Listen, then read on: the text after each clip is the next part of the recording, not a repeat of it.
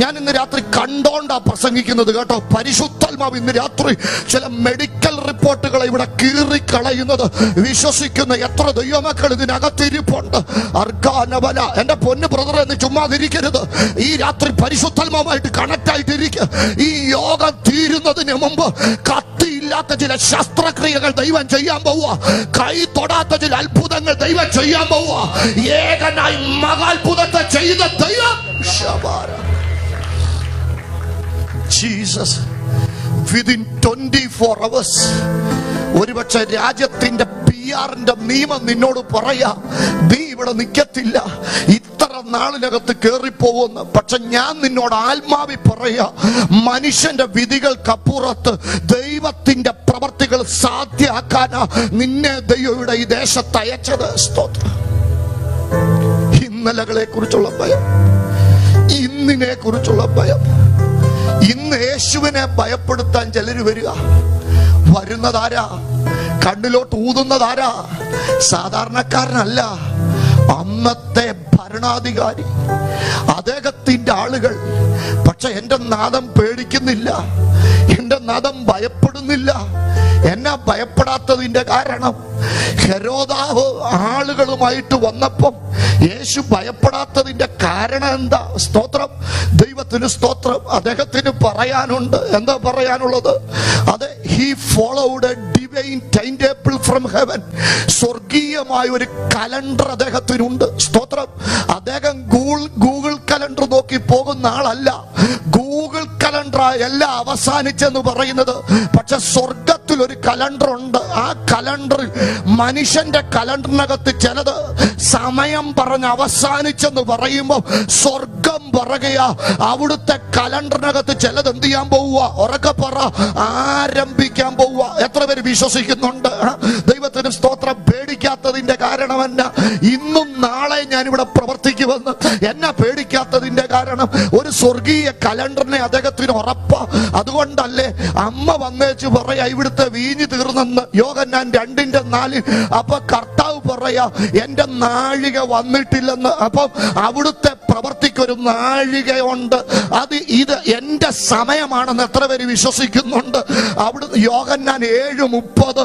ആകയാൽ അവനെ പിടിപ്പാൻ അന്വേഷിച്ചു, എങ്കിലും അവന്റെ നാഴിക വന്നിട്ടല്ലായികയാൽ ആരും അവന്റെ മേൽ കൈവച്ചില്ല. അപ്പം അവന്റെ നാഴിക. നിന്റെ തലയില് ഒരു മുടി പറയണമെങ്കിൽ ദൈവം അറിയാതെ പറയത്തില്ലെന്ന് വിശ്വസിക്കുന്ന എത്ര പേര് ഇതിനകത്ത് ഇരിപ്പുണ്ട്? യോഹന്നാൻ 8:20. അവൻ ദൈവാലയത്തിൽ ഉപദേശിക്കുമ്പോൾ ഭണ്ഡാര സ്ഥലത്ത് വെച്ച് ഈ വചനം പറഞ്ഞു, അവന്റെ നാഴിക അതുവരെയും വന്നിട്ടില്ലായികയാൽ ആരും അവനെ പിടിച്ചില്ല.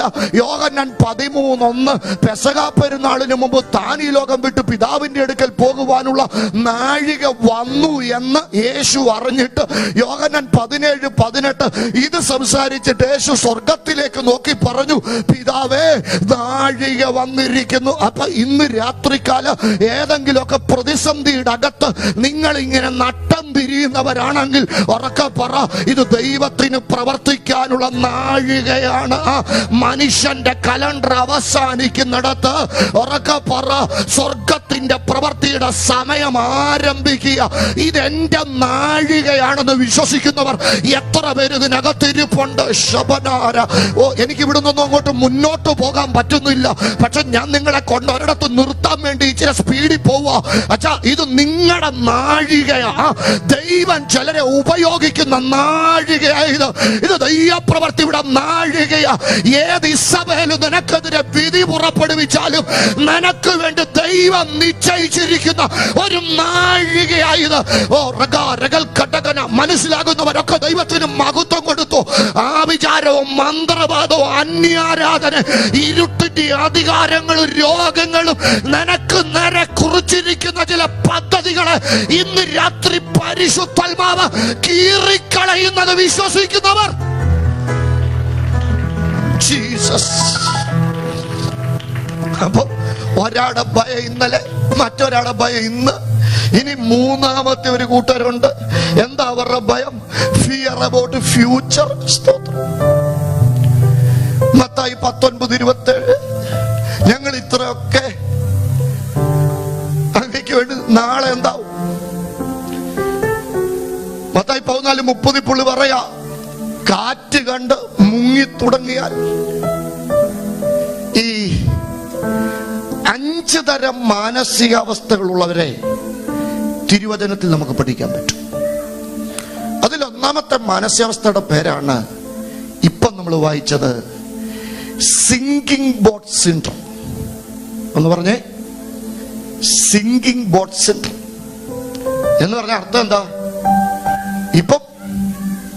ഇപ്പം തീരും, ഇതിന് ശേഷം പ്രളയം, ഇപ്പൊ എല്ലാം അവസാനിക്കുമോ? അവസാനിക്കാനാണോ നിന്നെ വിളിച്ചത്? ഇന്ന് രാത്രികാലം ആദ്യം കർത്തൃദാസം പാടിയപ്പോ മുഴുവൻ ഭയത്തിനെതിരെയാ പാടിയത്. ഞങ്ങൾ തമ്മിൽ ആലോചിച്ചല്ല ഇവിടെ പ്രസംഗിക്കാൻ വന്നത്.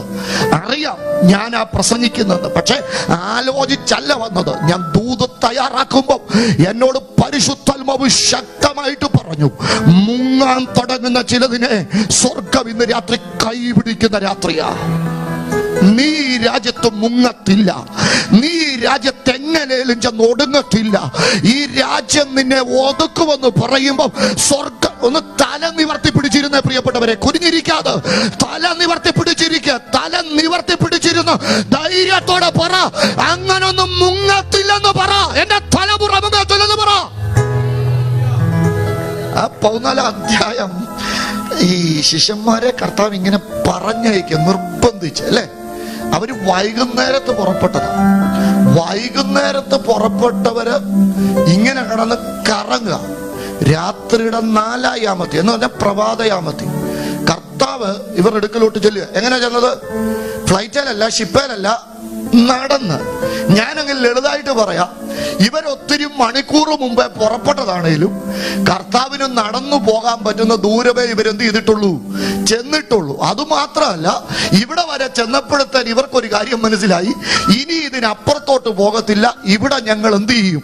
മുങ്ങും. ഇവിടം കൊണ്ട് ഞങ്ങള് അവസാനിക്കും. ഇതിനപ്പുറത്തോട്ട് ഞങ്ങള്, ഇത് എന്റെ ശുശ്രൂഷയുടെ ഫുൾ സ്റ്റോപ്പാ, ഇത് എന്റെ ജീവിതത്തിന്റെ ഫുൾ സ്റ്റോപ്പാ, ഇത് എന്റെ അവസാന ഇല്ല, നിന്റെ അവസാനം അല്ല. ഇന്ന് രാത്രി കൈ പിടിക്കാൻ ഒരുത്തം വന്നിട്ടുണ്ട്. അവന്റെ പേരറിയാവുന്ന ദൈവമക്കൾ ഉറക്കെ വിളിക്കുന്ന യേശുവേന്ന് വിളിക്ക.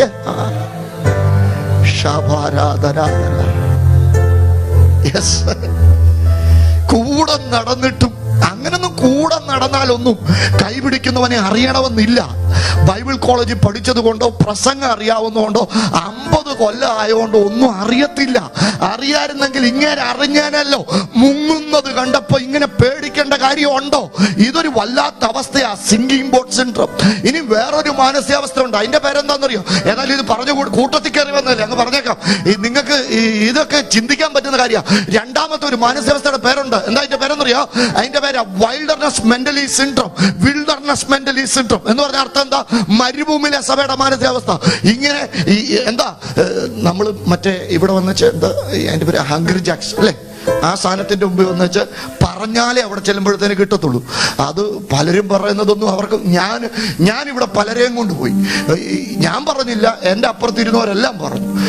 ഞാൻ ഓർത്തു ആ അച്ചാൻ്റെ പറച്ചിലെ കുഴപ്പമാണ് നിങ്ങളുടെ വേറൊരു അച്ചാൻ്റെ കൂടെ പോയപ്പോൾ ഈ പറയുന്നൊന്നും സാഹിബിന് മനസ്സിലാകുന്നില്ല. അപ്പം ഞാൻ ഓർത്തു, എൻ്റെ ദൈവമേ, ഇവരെല്ലാം എങ്ങനെ IELTS പാസ്സായി ഇവിടെ വന്നത്? ദൈവത്തിന് സ്തോത്രം. അപ്പോഴാ പിന്നെ എനിക്ക് മനസ്സിലായത്, വിറച്ചോണ്ട് പറഞ്ഞത് ദൈവം ഓർത്തു.